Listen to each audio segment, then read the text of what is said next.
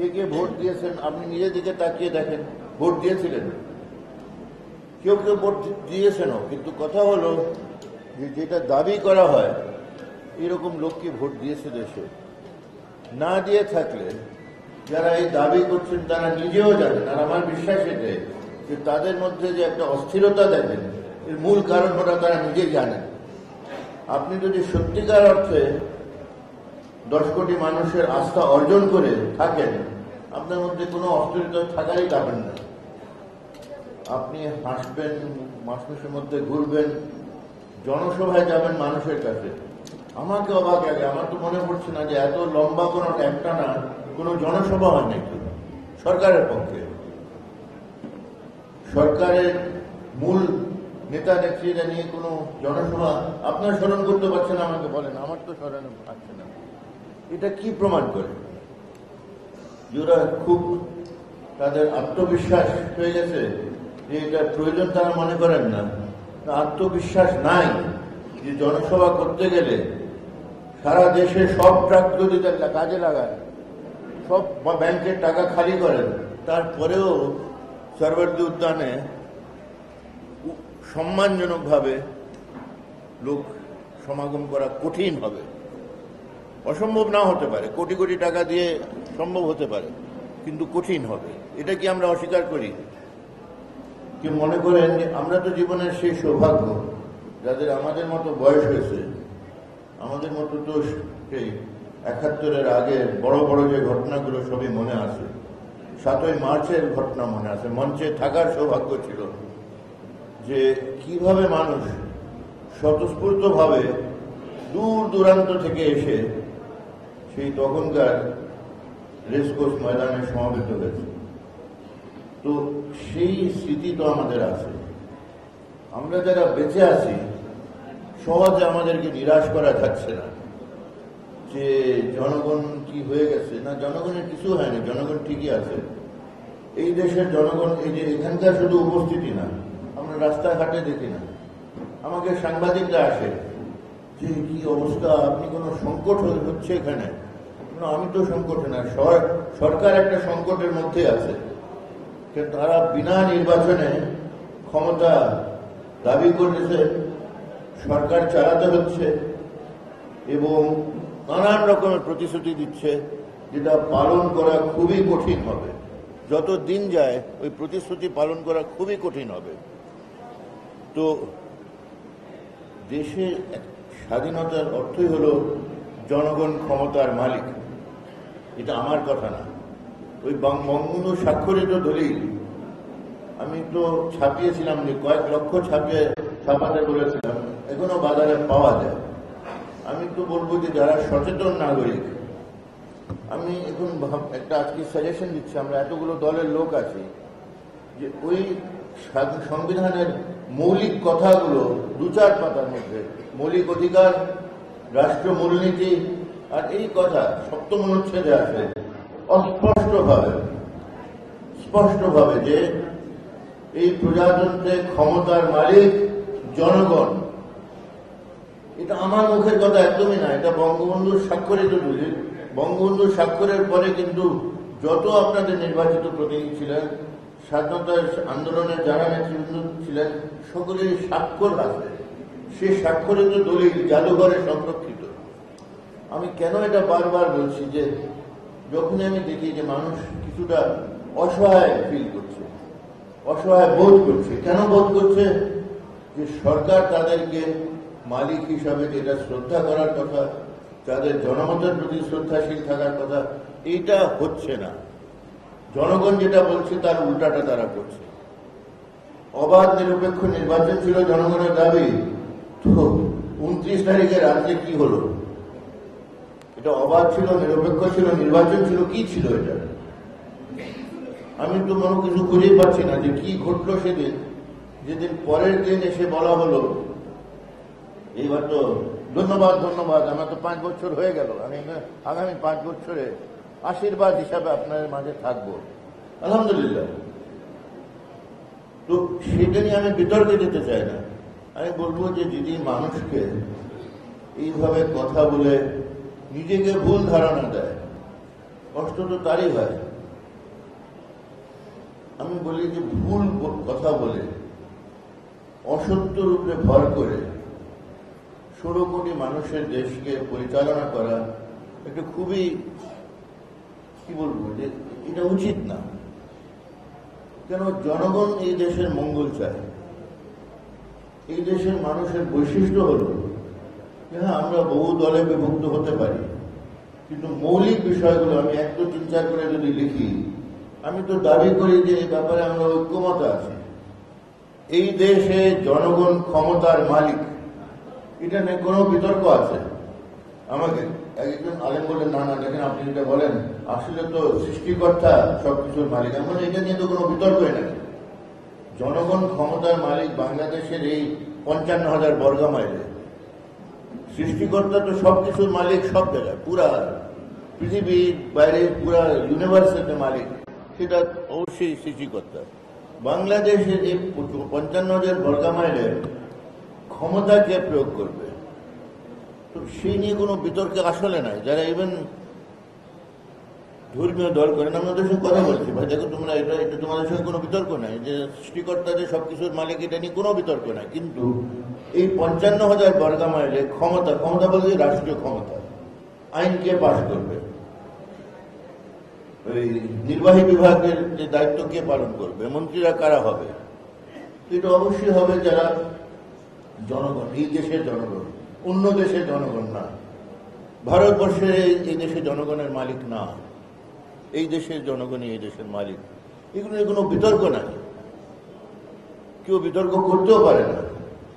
পরিষ্কার লেখা আছে যে আমাদের সংবিধানে এই দেশের জনগণ নাগরিক, তারা মুক্তিযুদ্ধ করেছে, তার মধ্যে দিয়ে স্বাধীনতা ঘোষণা করেছে, অর্জন করেছে, তারাই মালিক, এবং তাদের নির্বাচিত প্রতিনিধিরা রাষ্ট্র ক্ষমতা প্রয়োগ করবে। দেখেন এইগুলো নিয়ে কোনো বিতর্ক হতে পারে আছে? আমার তো জানা নেই। এই যে কেউ যদি এখানে বিতর্ক করতে চান হাত তোলেন, আমি শুনতে পাই যে আপনারা কি তর্ক এ ব্যাপার নিয়ে করবেন। এই দেশের সৌন্দর্য হলো এটাই যে 16 কোটি, হয়তো এখন 17-র কাছাকাছি গেছি, 16 কোটি তো অনেক, এটা স্বীকার করে টেনে নেবে সবাই যে আমাদের লোক সংখ্যা এরকম আছে। এত বড় একটা দেশে যে আমরা মৌলিক বিষয় নিয়ে আমাদের মধ্যে বিতর্ক নাই। এখানে কেউ রাজতন্ত্র চায়, জনমত যাচাই করে দেখেন। এখানে কাউকে রাজা রানী ঘোষণা করতে চায়, যিনি নিজে রাজা রানী হতে চান এরা হয়তো করতে পারেন, কিন্তু তারাও প্রকাশ্যে বলবেন না। এটা কাছাকাছি হলেও কিন্তু এটা দাবিও করবেন না, বলবেন না। কেন করবেন না? কিন্তু জনগণের কাছে এটা একদমই গ্রহণযোগ্য না। বাংলাদেশে এটাও একটা বৈশিষ্ট্য আছে, এখানে কোন রকমের রাজা রানীকে আমরা মানার একটা জাতি না। এইসব জিনিস যদি আমরা নিজে মনে রাখি, এবং যখনই আমরা 4 5 জন 10 জন এক জায়গায় হই, নিজেকে আরেকজনকে এই সাহসটা দেওয়া উচিত। দেখেন আমাদের নিরাশ হওয়ার কোনো কারণ নাই। আমরা 71 কি অবস্থা আমাদেরকে পাকিস্তানিরা ভেবেছিল, ফেলে দিয়েছে। যে 3রা নভেম্বর 3রা মার্চ সেখানে সংসদ অধিবেশন শুরু হওয়ার কথা, আমরা সেখানে সংখ্যাগরিষ্ঠতা নির্বাচনের মাধ্যমে তাদের সেই সামরিক শাসকের সরকারের অধীনে নির্বাচন হয়েছে, কিন্তু আমরা সংখ্যাগরিষ্ঠতা লাভ করে ফেলেছি। তারা বুঝেছে যে অর্থ কি হলো, যে আমরা হাউসে বসলে তারা অসহায়। সেই হলো 1 মার্চে তারা অনির্দিষ্টকালের জন্য মুলতবি করলো। যে 1 মার্চের তো আরো একটা বৈশিষ্ট্য আছে, যে এনাদের পতাকা উত্তোলনের পাশাপাশি আমাদের তখনকার যারা শাসক, সামরিক শাসক, বন্দুক কামান সবই ছিল তাদের, কিছু বৃহৎ শক্তিও তাদের পেছনে ছিল, এবং আমাদেরকে বোঝানোর চেষ্টা হতো তোমরা কিসের বলে এত তোমরা দাবি করছো। সামরিক বাহিনী তখনকার যেটা পাকিস্তান সামরিক বাহিনী বাজেটের 90% হয়তো 70-80% ব্যয় করে, যেগুলো নিজেকে অস্ত্রশস্ত্র দিয়ে করেছিল। যে আমাদের তো আর্মি আছে, নেভি আছে, বিমান বাহিনী আছে, আরো কত রকমের অস্ত্রধারী লোক আছে। অন্যান্য রাষ্ট্রের কথা বলো, এই তো কিছু বৃহৎ রাষ্ট্র আমাদের পক্ষে আছে। এমনকি বৃহৎ রাষ্ট্রের লোকগুলো আমাদেরকে বলার চেষ্টা করতো, দেখো ঠিক আছে, তোমাদের তো একটা ন্যায্য দাবি আছে যে তোমরা ভোট তোমরা দিয়েছো, তোমরা সংখ্যাগরিষ্ঠ, গণতন্ত্র থাকলে তোমাদের এখানে শাসন করার কথা, কিন্তু তোমরা কি করে এই শক্তির মোকাবেলা করবে? তোমরা যে যুদ্ধ যে মনে করে করতে পারবে, এটা কি সম্ভব? তাদের এই অস্ত্র আছে, এই সমর্থন আছে, কামান আছে ইত্যাদি, তোমরা মূলত তো নিরস্ত্র। তো সেটা তো আমরা দেখতাম যে হ্যাঁ, আমরা ওই অর্থে তো নিরস্ত্র, কিন্তু একটা জিনিস যেটা আমাদের বাঙালি জাতির ইতিহাস অবদান রাখবে মানব জাতির ইতিহাসে, এটা কি বলেন তো? যে জনগণ ঐক্যবদ্ধ হলে যে শক্তি সঞ্চয় করে, সেই শক্তির সামনে সামরিক বাহিনী হোক, শক্তিশালী শক্তি হোক, আত্মসমর্পণ করেছে। আমরা করি নাই। ৭১-এর ইতিহাস এটা সারা পৃথিবীর মানুষকে উৎসাহিত করার কথা, যে তারাও ভেবেছিল যে আমরা কিসের বলে বলছি যে আমরা মানি না, মানব না। ওরা আমাদেরকে বোঝানোর চেষ্টা করতো যে ভাই একটু বোঝাপড়া করে মেনে নাও, তোমাদের অনেক লোক মারবে, এটা কথা সত্য। এবং এই যে অনেক কথা বলা হয় যে বঙ্গবন্ধু কিছু নরম সুরে কথা বলেছেন সেই ইত্যাদি, মার্চের আগে বসে আমরা শান্তিপূর্ণভাবে সংবিধান দেশের মেনে নিই। আমার কথা আজকে বলতে হয় যে এটা কোনো গোপন কথা না, এটা কোনো বোঝার কথা না। উনি সবসময় বলতেন যে এই যে আসে এরা আমাদের নিরীহ মানুষকে গণহত্যা করার জন্য এক পায়ে দাঁড়িয়ে আছে, এই সুযোগ আমরা কেন দেব ওদেরকে? উনি যে কোনো অন্য কারণে নরম সুরে কথা, যেটা আপনারা দেখেন অনেকে এটা নিয়ে অনেক রকমের বিতর্কিত কথা বলার চেষ্টা করেন, এক মুহূর্তের জন্য তাহলে এই ব্যাপারে ওনার কোনো দ্বিধা ছিল না। স্বাধীন তো আমরা হবই, যেখানে আমরা মার্চ মাসে চলে এসেছি, এখানে স্বাধীনতার কোনো বিকল্প হতে পারে না। তবে রক্তপাত ঘটানোর চেষ্টা আমাদের শেষ দিন পর্যন্ত, শেষ চেষ্টা পর্যন্ত করে যেতে হবে। এটা আমার সামনে বসে এগুলো, তো এই যে ওনার এই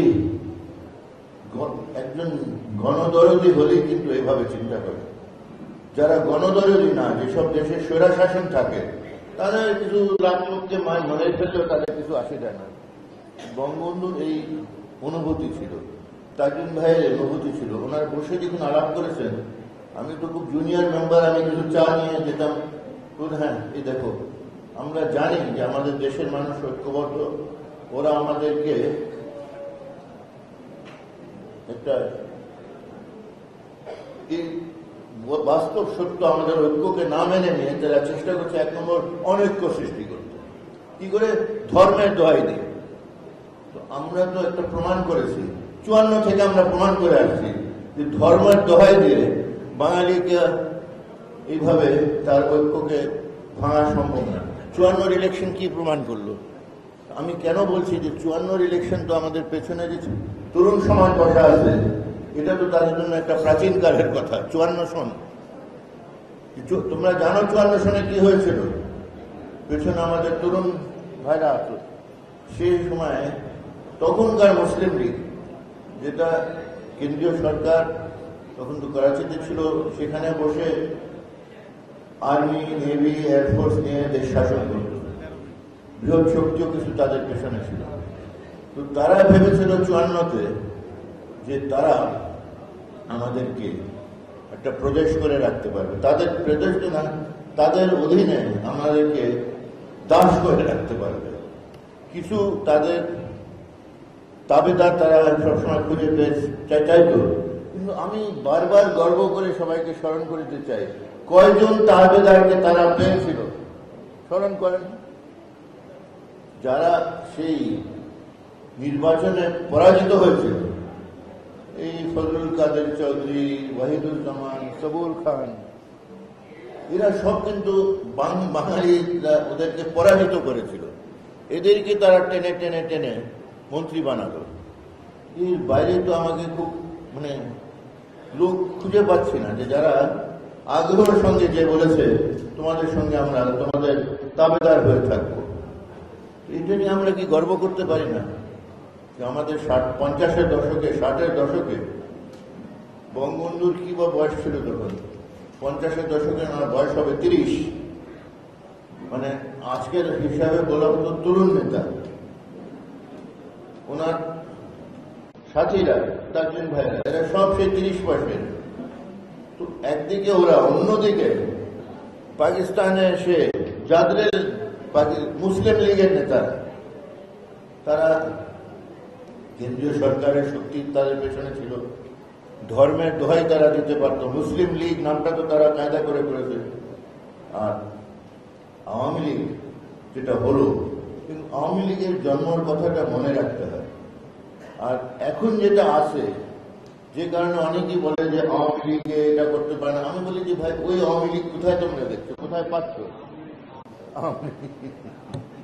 সেই বলি যে আওয়ামী লীগ যেটা ছিল, যেটা বঙ্গবন্ধু ওনাদের নেতৃত্বে যেটা হয়েছিল, মৌলানা আব্দুল হামিদ খান ভাসানী এদের নেতৃত্বে যেটা হয়েছিল, সেটাই ছিল আওয়ামী মানে জনতা, সাধারণ মানুষকে কেন্দ্র করে বলছে এটা হলো বড় লোকের লীগ। এবং ওনাদের ভাষা বলতেন এটা হলো জমিদার চৌধুরীদের লীগ, আর আমরা যেটা করেছি এটা হলো মানুষের লীগ, সাধারণ মানুষ। তো এইটা সবসময় তারা বলতেন, এবং আমরা যখন মাঠে হাঁটতাম ওনাদের সাথে এটা লক্ষ্য করতাম যে সাধারণ মানুষটা আমাদের পাশে থাকে, ছুটাছুটি করে। আর ওদের পাশে কে থাকে? যে ওখানকার যারা জমিদার এককালে ছিল, তখন তো জমিদারিও প্রায় উঠে গেছে, কিন্তু ওই জমিদার হিসাবে তারা ওখানে পরিচিত, মুসলিম লীগ করে। আর মুসলিম লীগ যেভাবে ওদেরকে বসিয়েছিল, সেটা যখনই সাধারণ নির্বাচনের পরীক্ষা দিতে হলো, তারা ফেল করলো। এই যে 54-র কথা, এটা বিশেষ করে যারা তরুণরা পেছনে আছে, তোমাদের এটা জানার কথা, বোঝার কথা যে প্রথমবারই যখন আমরা পরীক্ষা দিলাম 54 সালে, জনগণের কাছে এইসব তথাকথিত মুসলিম লীগের বড় বড় নেতাদেরকে দেওয়া হলো, টাকা পয়সা তাদের ছিল, আর্মি ছিল, অস্ত্র ছিল, সবই ছিল। তবে টোটাল তারা পরাজিত হয়েছিল, আর জয়যুক্ত হয়েছিল জনগণ। এই এত একটা গৌরব উজ্জ্বল ইতিহাস নিয়ে যারা আমাদের ঐতিহ্য রয়েছে, এবং এই সূত্রে ভর করে 60-এর দশক আমাদেরকে পার হতে হয়েছে। আমি দেশে ফিরেছি লেখাপড়া শেষ করে 59 সনে, এসে দেখি আইয়ুব খানের মার্শাল ল। তো আমি এটাও বলি যে বঙ্গবন্ধুর দেখা হলো আমাদের মুজিব ভাই, তখন এয়ারপোর্টে যান, শেখ সোলানি সাহেবকে রিসিভ করতে আমিও যাই, মানিক নিয়েও যেতেন। আমি মানিক নিয়ে সাহেবের বাসায় যেখানে শেখ সোলানি থাকতেন, এসে আমাদের মুজিব ভাইও কোয়ার্টারখানায় থাকতেন, আমিও থাকতাম। তো আমার অসাধারণ সুযোগ হয়েছে অনেকগুলো প্রশ্ন করা হয়েছে যে মুজিব ভাই 58 সনে কি হয়ে গেল, আমরা এত বড় বিজয়ের পরে 54-তে এরা কিভাবে ক্ষমতা দখলই করলো? বললো এটা তো অস্ত্রের ফলে। আর একটা জিনিস তখনও বলেছে, আমাদের মধ্যে অনৈক্য তারা লালন করলো, আর পেছনে তাদের সামরিক শক্তি, দুটা মিলে আমাদেরকে সাময়িকভাবে ক্ষমতাচ্যুত করলো। তো আমি দেখি যে উনি কোনোভাবে নিরাশ না। আমি বললাম যে তো কতদিন লাগবে বলেন আমাদের সেই ক্ষমতাকে পুনরুদ্ধার করতে? ওই উত্তরটা আমি আগেও বলেছি, আমি সবসময় বলতে থাকি যে ওরা তো থাকতে পারবে না, বাংলার মাটি কোনো সময় এই ধরনের স্বৈরশাসনকে মেনে নেবে না। আমাদেরকে ঐক্য আবার সে সুসংগত করতে হবে, এটার মোকাবিলা করতে হবে, তবে ইনশাল্লাহ বিজয় আমাদের অনিবার্য। তবে কখন বলেছিলেন যে আমাদের 5 বছরও লাগতে পারে, 10 বছর, এর চেয়ে বেশি না। তো আমি কিছুটা তো তখন আমি তো ভাবছি যে উনি বলবেন 6 মাসে আমরা ওদেরকে ফেলে দেব, কিন্তু ওনার সেই চিন্তা করার ক্ষমতা, সেটার প্রতি আমি সেদিন যে শ্রদ্ধাশীল হয়েছি, এখন পর্যন্ত সেই শ্রদ্ধা আমি বজায় রাখি। উনি হালকা কথা বলতেন না, হিসাব করে, চিন্তা করে, বাস্তবতাকে মূল্যায়ন করে সেটি বলতেন। আর যেটা বলতেন, এটা করার জন্য উনি জীবনের ঝুঁকি নিয়ে শেষ পর্যন্ত করে গেছেন, করে দিয়ে গেছেন। স্বাধীনতা তো এমনি আসে না, ওনার সেই নেতৃত্ব যেটা ছিল ওনার সাথীদেরকে নিয়ে। আর এখানে এসব আমি একটি জিনিস আজকে বিশেষ করে 1 জানুয়ারি বলতে চাই যে আমরা ইতিহাসকে নিয়ে বিতর্ক করা বাঙালির জন্য একদমই অনুচিত। আমাদের মৌলিক বিষয় যে ইতিহাসে আছে এর নিয়ে কোনো বিতর্কের অবকাশ নেই। ছোটখাটো ব্যাপার নিয়ে আমরা বিতর্ক হতে পারে, এই তারিখ, এই ব্যক্তির কত অবদান ছিল না ছিল, তো এইগুলো ঠিক আছে, এটা ইতিহাসবিদের জন্য আমরা ছেড়ে দিই না কেন? ইতিহাসবিদরা গবেষণা করুক, বই লিখুক ইত্যাদি। আমরা যারা আছে, বিশেষ করে আমি এটা সৌভাগ্যই বলবো যে আমরা এই বয়সেও অসমরব বেঁচে আছি। যদি পয়লা মার্চের ঘটনা 71-এ ঘটিয়েছিলেন, উনি বেঁচে আছেন। এখানে মঞ্চে অনেকেই আছেন যারা কিছু না কিছু সেই ইতিহাসে ঘটনা ঘটিয়েছে। আমরাও মানে যে বঙ্গবন্ধুর একজন সহায়ক হিসাবে আমি ছোটখাটো ব্যাপারে কিছু বড় ব্যাপারে সুযোগ পেয়েছি, যে সংবিধানের ভাবে আমি এককভাবে তো করি নাই, কিন্তু এইসব ঘটনার মধ্যে আমাদের সকলের অংশগ্রহণ তো অবশ্যই ছিল। এখন আমার তো যেটা মনে করে যে যারা মানুষকে বঞ্চিত করে রাখতে চায় তারা একটি সমস্যা হয়ে গেছে যে আমরা বেঁচে আছি, আমাদেরকে তো গোল খাওয়াতে পারে না। যে আমরা যখন বলি জনগণ এই দেশের মালিক, এই দেশের 16 কোটি মানুষই হলো মালিক, এটাকে কি দিয়ে তারা কাটবে? কোনো দিয়ে কাটতে পারে না। এই দেশ তো রাজতন্ত্র না যে অমুকের সন্তান অমুকের কন্যা বলে তো এটাকে রাজত্ব করতে পারে না। এটা বলে, কিন্তু এটা বলার জন্য বলে, মালিক তো তারা না। আজকে যেটা ইভেন আমাদের যারা পিয়ন দাঁড়িয়ে আছে তারাও মালিক, তারা তো উত্তরাধিকার সূত্রে মালিক না, তারা মালিক এই দেশের নাগরিক হিসাবে। এই জিনিসটা খুব নীতির একটা প্রশ্ন। যেখানে রাজতন্ত্র থাকে তখন অধিকার সেই পারিবারিক একটা ভিত্তিতে উত্তরাধিকার সূত্রে মানুষ ক্ষমতার মালিক দাবি করতে পারে, কিন্তু যেখানে আমাদের প্রজাতন্ত্র, গণপ্রজাতন্ত্র, কেউ না, সবচেয়ে গরিব মানুষ ইভেন যে ভিক্ষুক বাইরে দাঁড়িয়ে আছে সেও মালিকের একজন। এই জিনিসটা আমাদেরকে বারবার মনে রাখতে হবে। এবং আজকে একটাই আমার আবেদন যে তরুণ প্রবীণ যারা এখানে আমরা আছি, নিজের বিভিন্ন জায়গা থেকে এসছি, ঢাকার তো বিভিন্ন পাড়া থেকে এসছি, কিন্তু সবাই কিন্তু একটা দেশের বাড়ির জায়গায় সম্পর্ক আছে। দেশের বাড়িতেও যারা আছেন তাদেরকে বলেন যে সেই মার্চ মাসের যেটা দিন পছন্দ হয়, 3রা মার্চ তো কালকে হয়ে যাচ্ছে, তো কালকে দিবস করা যাবে না, কোনো একটা দিনে সারা দেশে আমরা অনুষ্ঠান করি। এটা আমার একটা সুপারিশ বলেন অথবা সাজেশন বলেন যে জনগণ ক্ষমতার মালিক দিবস। আমাদের মালিকানা তো কেউ নিতে পারে নাই, নিতে পারেও না। এটা তো স্বাক্ষরিত দলিল। আপনাকে যদি সম্পত্তির দলিল কেউ দিয়ে দেয়, এটা থেকে তো আপনাকে কেউ বঞ্চিত করতে পারে না।